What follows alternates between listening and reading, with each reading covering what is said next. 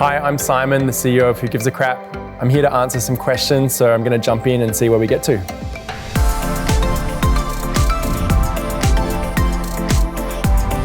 There must have been a lot of things that went wrong along the way. Can you tell us about some of your failures? What do you do when things go wrong? I mean, again, I think, failures, are we talking about today or this week or this year? There's kind of constant failures. Probably the biggest thing that we've learned from that is that you have to celebrate the failures, because that moment of failure should never be where you stop. That moment of failure teaches you what did work and what didn't work, and ultimately synthesizing that information takes you one step closer to being successful when you have another crack at the same problem. And so the biggest piece of learning how to use failure as a necessary part of success, I think, is learning how to fail and pick yourself back up and dusting yourself off, figuring out, what did work and what didn't work, so that you can have another go, knowing that you've now got more information and more knowledge to ultimately be successful.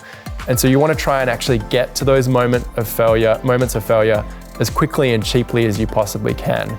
And so we're often asking ourselves, how do we test this to check that we're right before we go and invest more heavily in it? How do we do that in under 2 weeks for under $500 so that we know that we're onto something that makes sense for us to keep testing? And we're constantly testing. Every single product, every single idea in our business is in this constant iteration or feedback loop of learning by selling something, listening to feedback that comes in, and then adjusting what we're doing to relaunch it to a larger group of people.